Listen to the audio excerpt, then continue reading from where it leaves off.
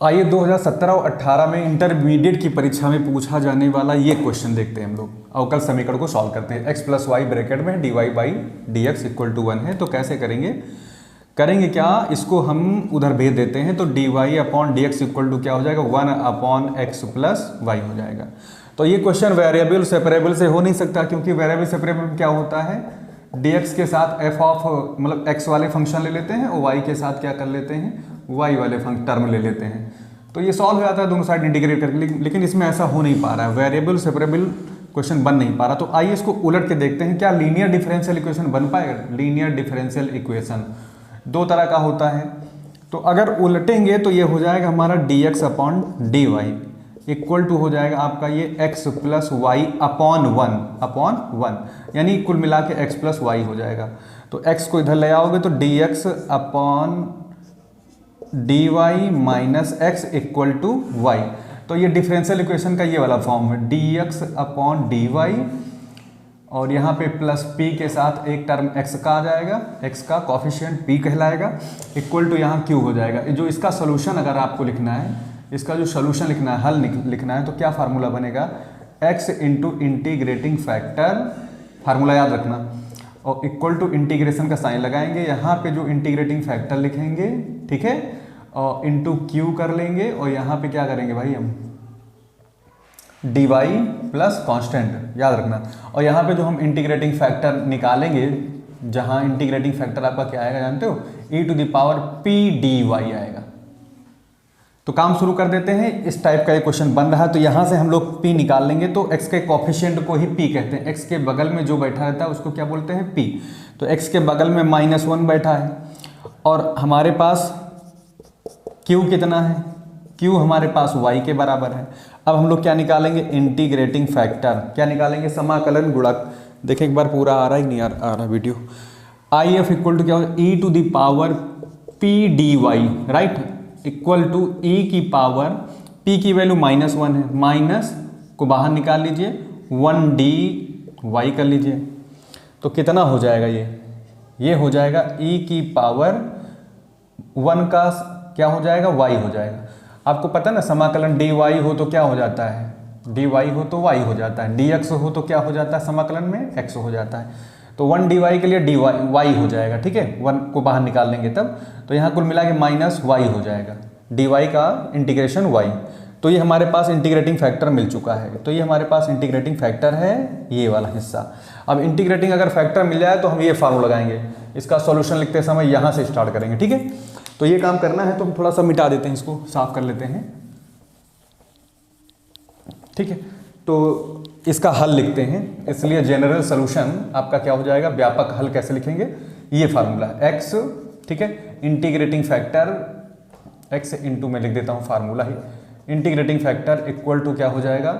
समाकलन का साइन लगा हुआ है, अंदर इंटीग्रेटिंग फैक्टर रहेगा ही रहेगा, इंटू क्या लिखा हुआ है, q के साथ क्या लिखा हुआ है, dy और प्लस कोई कांस्टेंट, तो रख देते हैं वैल्यू, तो e to the power -y हो जाएगा। यहाँ इंटीग्रेटिंग फैक्टर हम लोग यहाँ से फाइंड आउट कर चुके हैं, और इंटीग्रेटिंग फैक्टर फिर से वही रहेगा, सेम टू सेम, लेकिन q हमारे पास क्या होगा, यहाँ देखिए q हम लोगों ने क्या माना है, बराबर के उस पार, यानी इक्वल के उस पार जो भी कुछ रहेगा वही हो जाएगा हमारा q। तो मेरे पास q कितना है, y के, तो यहाँ पे y कर दीजिए और यहाँ पे कर लीजिए कितना, dy और प्लस कांस्टेंट। इस तरह से इस क्वेश्चन को हम लोग सॉल्व करेंगे। तो आगे क्या करेंगे, इसमें इसको हम लोग चाहें तो आगे बढ़ा सकते हैं। कैसे बढ़ेगा, इसका समाकलन करना पड़ेगा। समाकलन कैसे होगा, e की पावर माइनस में हमारे पास कितना है, y है, e की पावर -y से हम लोग क्या करेंगे, इसको डिवाइड करेंगे, y e की पावर, एक काम न करते हैं, इसको पार्शल फ्रैक्शन कर लेते हैं। तो आई लेट के हिसाब से क्या होगा, आई लेट, तो क्या हो जाएगा, पहले तो एक्सपोनेंशियल वाला सबसे लास्ट में रहेगा, तो इसको सेकेंड फंक्शन कर लीजिए, इसको हाँ इंटीग्रेशन बाई पार्ट्स करेंगे, ठीक है, इंटीग्रेशन बाई पार्ट्स, 2 पार्ट्स में है तो मल्टीप्लाई वाला रूल टाइप का है कुछ। तो सॉल्व करिए तो क्या आएगा, x e to the power -y आएगा, फर्स्ट फंक्शन y कांस्टेंट हो जाएगा, ठीक है, फर्स्ट को कांस्टेंट रखो, सेकेंड का इंटीग्रेशन करो, तो e की पावर -y अपॉन -1, ये फार्मूला है इंटीग्रेशन का, e की पावर -y का, ठीक है, -1, और फिर यहाँ पे क्या होगा, माइनस रहेगा, इंटीग्रेशन का साइन लगेगा,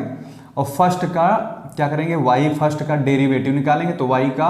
कितना हो जाएगा 1 y के रिस्पेक्ट में, ठीक। और उसके बाद में सेकंड का फिर से इंटीग्रेशन कर लेंगे तो सेम टू सेम चीज़ें आएंगी, तो माइनस वाई, और यहाँ क्या लिख लूँ dy, ये पूरा का पूरा इसका हिस्सा हो गया, और प्लस आगे कांस्टेंट लिख दीजिए, तो x हो गया e to the power minus y हो गया। ध्यान दीजिए हम माइनस है तो minus y e to the power minus y, और ज़रा इसको आगे बढ़ाएंगे तो इसका समाकलन तो फिर से वही आ जाएगा, e की पावर में कितना आएगा माइनस वाई अपॉन माइनस 1 आएगा, ठीक है, इसका पूरे का, और प्लस क्या हो जाएगा कांस्टेंट। अब आगे हम लोग करेंगे क्या, e की पावर माइनस वाई से सबको चाहे तो हम डिवाइड भी कर दें, तो यहाँ पे क्या आएगा, पहले मैं इसको सिंप्लीफाई कर लेता हूँ थोड़ा सा, minus y e to the power minus y, और माइनस माइनस क्या हो जाएगा plus e to the power ये हो जाएगा माइनस वाई, और प्लस क्या हो जाएगा कांस्टेंट, ठीक।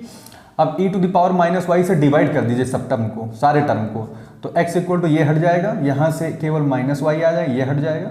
और यहाँ से अगर हम डिवाइड करेंगे e to the power minus है तो ये भी हट जाएगा, और फिर हमारे साथ c के अपॉन में e to the power minus y आएगा, वो ऊपर जाके प्लस में हो जाएगा, e टू द पावर ये हो जाएगा प्लस वाई, ठीक है। तो प्लस को चाहो तो ना लिखो, तो क्या आ जाएगा x प्लस वाई, चाहो तो इधर ले आओ -1 equal to C e to the power y, यही हमारा जनरल सोल्यूशन होगा, यही हमारा क्या होगा जनरल सोल्यूशन हो जाए, x plus y -1 equal to C e to the power y, यही जनरल सोल्यूशन है, तो लिख देंगे यही, दिस इज जनरल सोल्यूशन, ठीक है, यही हल है, यही व्यापक हल है, व्यापक हल है,